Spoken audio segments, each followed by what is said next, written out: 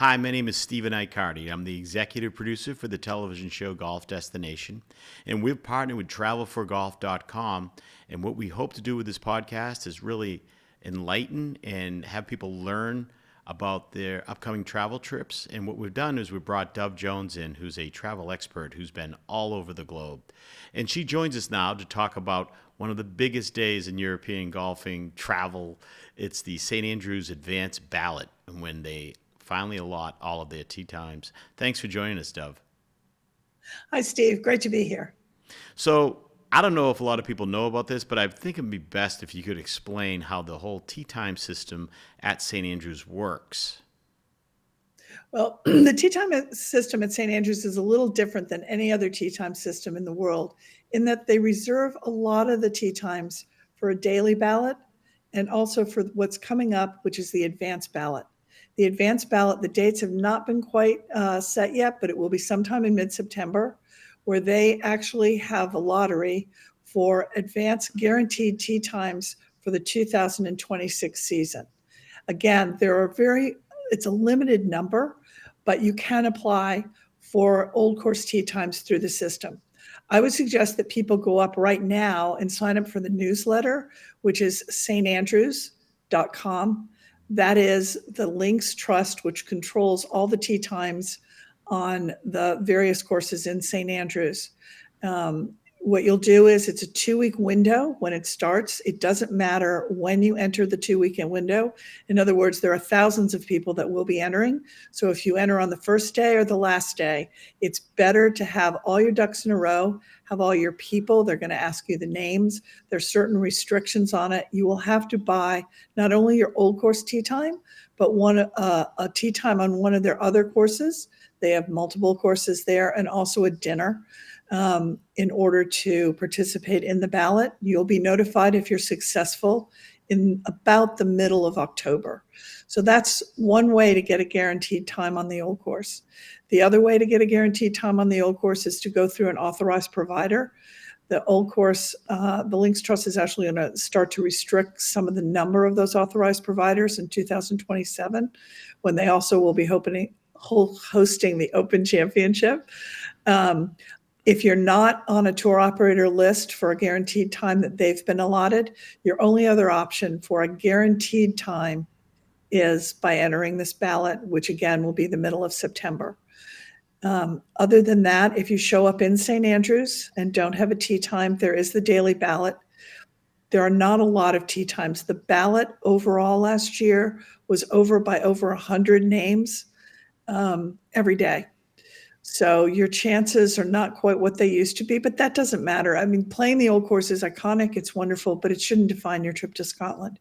If you're a single, you also can enter the singles ballot. You are allowed as a single now to enter the advanced ballot.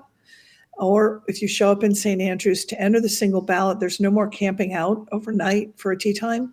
What you do is you show up, you present yourself 24 hours in advance, and they take a picture, et cetera, proof that it's you, proof that you're there. And then you get basically an allotted slot. So it's kind of like as you're pulled out of the lottery, you will either be assigned your first in line, third in line, 10th in line, and an approximate time they think you might get out based on what the ballot is drawn.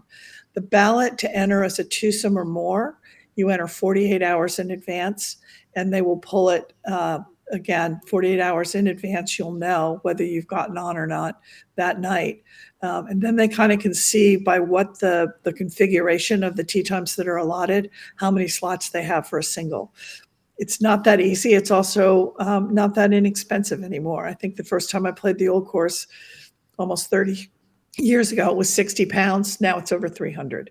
So it's a little different, but it's a wonderful experience. But that's basically how the old course tee times work. A lot different from Bethpage Black, where you just kind of sleep in your car overnight. Yeah, you mentioned a change. What was it like in the past when people wanted to play St. Andrews? I was talking to Reese Jones over the weekend, who's a dear friend of mine, and he was telling me back in the day, probably the 80s, 70s, that they used to show up and go off at 6 in the morning ahead of any of the scheduled tee times. That no longer is allowed, obviously. When I started in the business, with Perry Golf, actually, about 30 years ago, you could pretty much be guaranteed to get off on the old course if you went during the times that we suggested during the year, um, if you were in St. Andrews for the week. The other way that there are tee times is the hotels in town have several tee times themselves. They usually give them to great clients or tour operators that they're close to. That's another way. But in the advanced ballot, when I first started in the early 90s, you were guaranteed about 80% of the time to get through. Now I would say it's about 2% of the time you're going to get through. It's the reality of the Wow. situation. It's that popular. You were also saying some of the tea times, they're not always at 10 a.m. I mean, they're late in the day. So you could get lucky. And even if you get lucky, it's going to be a later tea time. It's going to be a later tee time. The old course isn't going on this, but they've had such a hard time with so many visitors, and the fact that if you have an advanced time on the old course, you have to have a tee time on one of the other ones because so many people aren't getting through. They're causing more tee time, less availability on their other courses, and they do have multiple other courses. They've just taken over management of the Dukes, which was the purveyor of the Old Course Hotel, but they're going to run also the Dukes in the coming years. If you're a resident of St. Andrews, you're allowed to buy what's called a Links ticket. And there are also Links ticket holders in Fife. And then there's also Links ticket holders that are worldwide. Those people all have access without paying more money onto the old course, and also the students. And the students have their Links tickets for about £100. There are different ones of Links tickets. Some include the old course, some are weekday only, et cetera, et cetera. But the problem was no one, and RNA members who also have a special relationship with the old course and the Links Trust, weren't getting any tee times at all, even if they were in town for a week.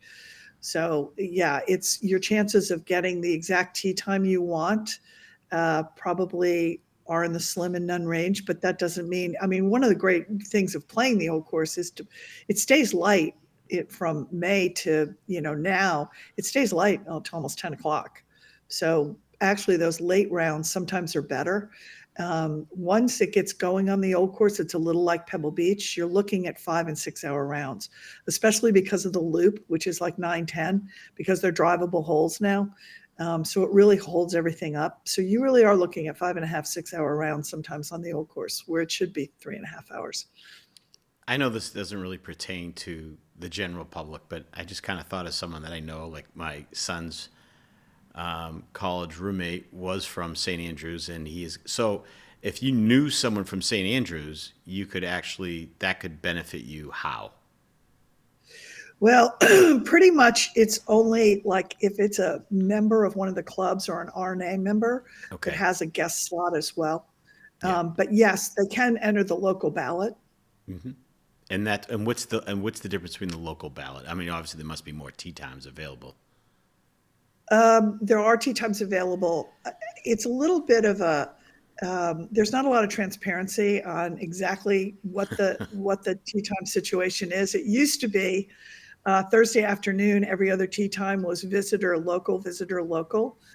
You kind of have to prove that you're local. It's not like the old days where you could just pitch up and say I'm local. Saturday morning used to be really good because tee times were held out for the Royal and Ancient, for the RNA, in that they saved the old course back in the day. A man named Mr. Cheap actually had rescued it from being a rabbit farm, which had been turned into, and the RNA had a great dealing in that. And so they've always been granted sort of privileges. Which is why September too is a horrible time. It's a great time for travel. It's a horrible time to try to get on the old course. There's 2 weeks of RNA autumn meeting, and then they're also setting up for the Dunhill Links, and all the locals are trying to get some of their last rounds of the summer in. So I would not say, if you don't have a guaranteed time or in the advanced ballot, I would not suggest putting in for any kind of September time to try to get lucky. How long does the course stay open till? Is it year round? Is it open year round? It's open year round. Actually, the east coast of Scotland gets very little rain and is much chillier than the west coast in the winter months.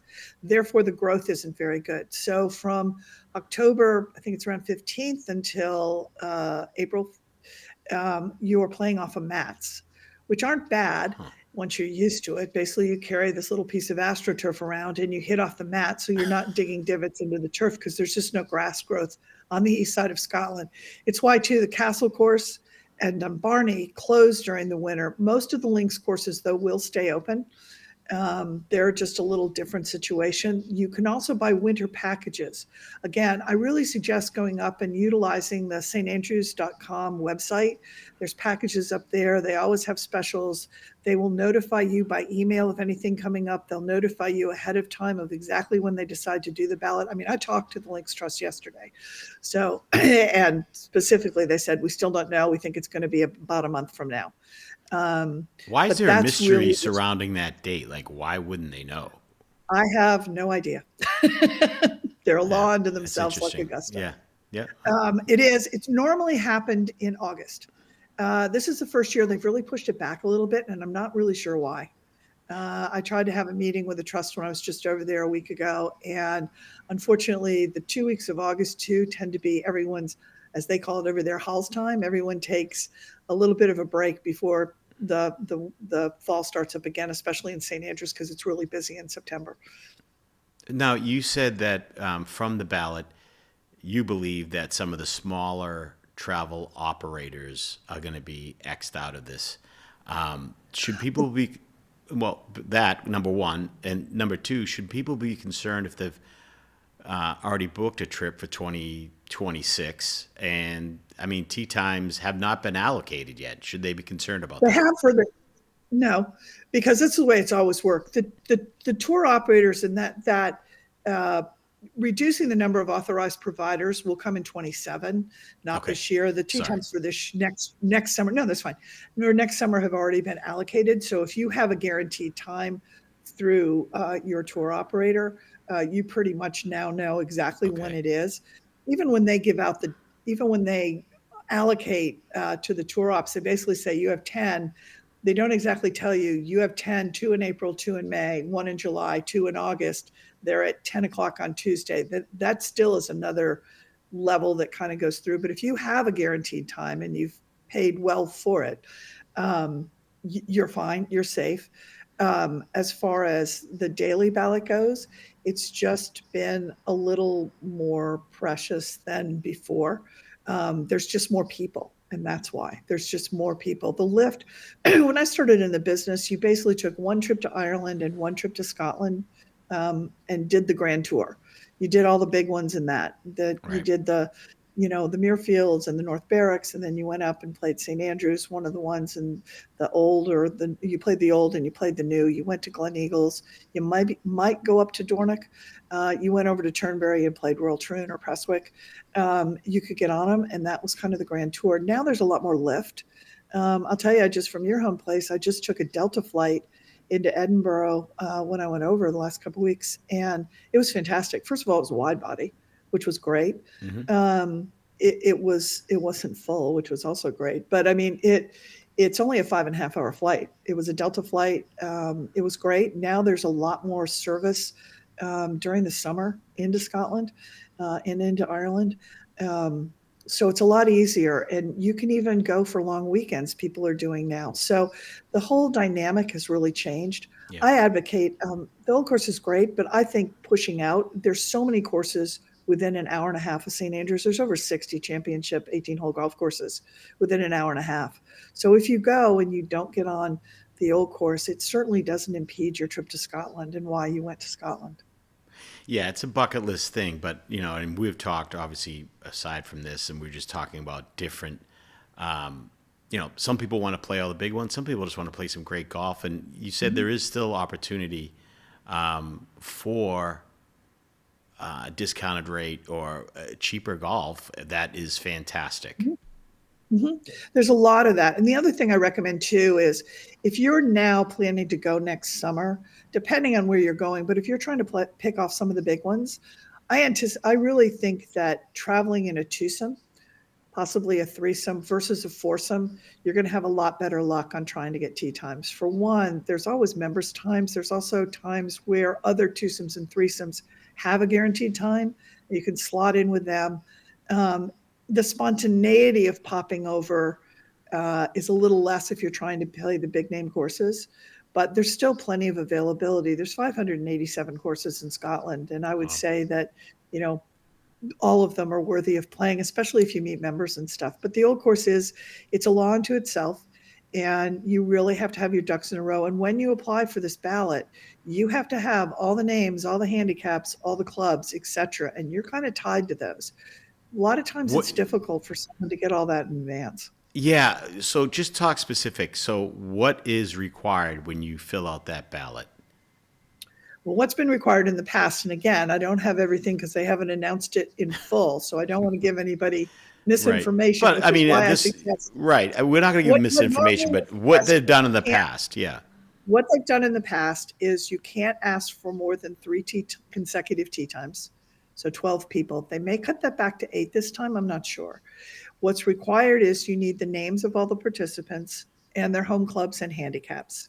And you also have to be prepared to pay for everything if you get through on the ballot pretty much immediately. And what forms of payment? Just credit card and whatever.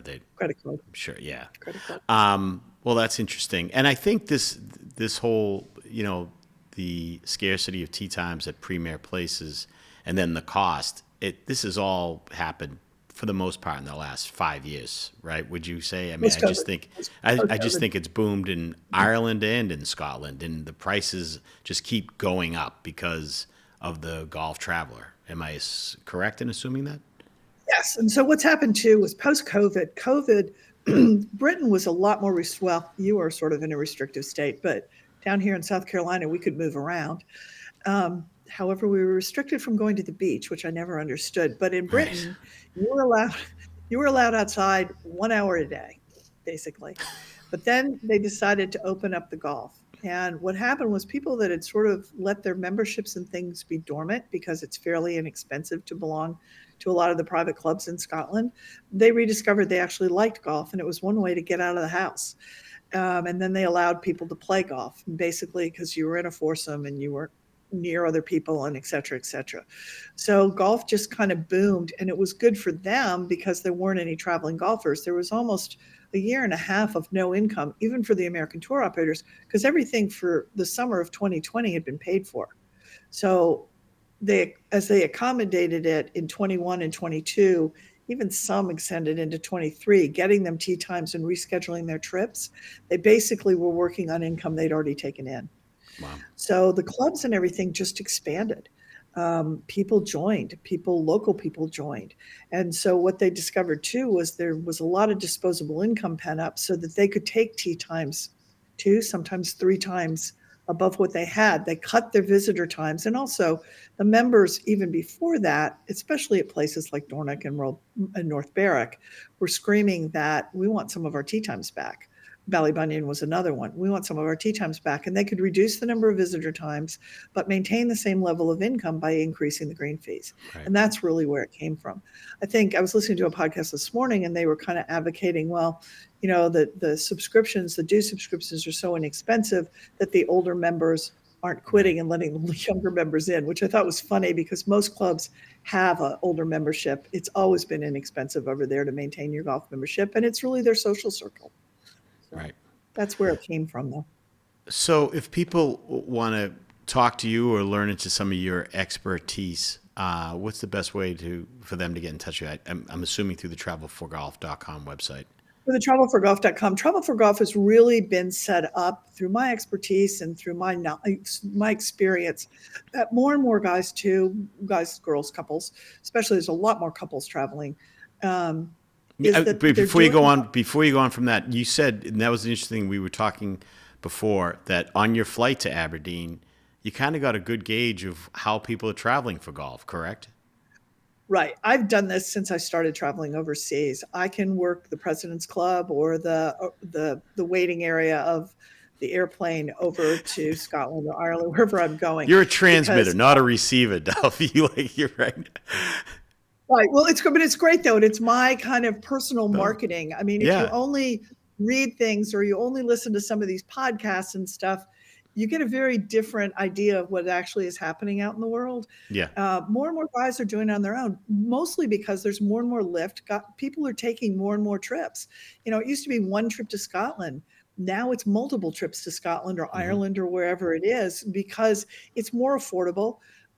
I paid from Charleston, which is one of the highest per mile costs. My whole flight was $723 round Wow. trip on Delta from Charleston to Edinburgh and back. That was less than I've paid probably in the last 15 years for a Wow, trip. that is cheap. Yeah. It was amazing. I mean, it was just really, but so again, more and more people are going. But to the point of that, I can really tell who's traveling because they wear billboards. They all put on their most impressive logos and get on the plane. So when you see someone with Cypress Point on his chest and Lahinch on his hat, and underneath he's got Mammoth Dunes on his shirt, whatever, you probably go, so where are you going to go play? And what was really interesting was, of the 4 or 5 groups I kind of interviewed, none of them were using a tour operator on this one. They had used tour operators in the past. Some of them had used tour operators. When I got off, I ran into a friend of mine that works for a tour operator on the ground side, and actually was picking up 2 guys I hadn't identified as golfers, but probably might have. But it was just different. And guys I talked to around were like, yeah, we've used a tour operator in the past. We didn't use one this time. It's interesting to me what tour operator, because I know them all, they are using, what the pricing and stuff is, but it's guys are kind of pushing the boundaries out, and it's very different than it was 30 years ago. Tour operators are great. They serve a wonderful purpose and service there. But Travel for Golf, and if anyone has any questions, use info@travel4, F-O-R-E, golf.com, and we'll answer any questions you have. The website has been set up so that someone can research, and it's a work in progress. We're just starting with it, but everything there hyperlinks directly to either the golf course or, more importantly, the accommodations. So, and when you can hyperlink, then you can bounce back. So you can really look at, I don't know where to stay in St. Andrews. Well, there's probably 10 accommodations up there, and not all of them are up there. And obviously Airbnb and stuff is an option too, but you can go on, check things out, and come back. So And that's, our relationship with Travel for Golf is that, where we have content, we try to populate it so then you can kind of get a direct link over to our YouTube and you kind of see the courses or the area.